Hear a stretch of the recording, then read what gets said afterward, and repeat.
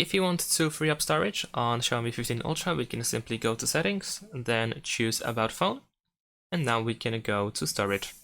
Over here we have the summary of the storage space. If you scroll down, you will find the clear button. I just recently used it, so there is nothing really for me to clean, but essentially you will get the summary of cache files, obsolete files, and also memory and so on, and you should be able to clean it pretty easily. But in addition to that, we can also find the deep clean option here, so you can tap on it in order to find the deep cleaner, where we also have the summary. For example, we can clear app data over here by tapping on this option, and then we can choose what we want to clean. So for example, I'm gonna select everything, and then we can choose select data, delete data.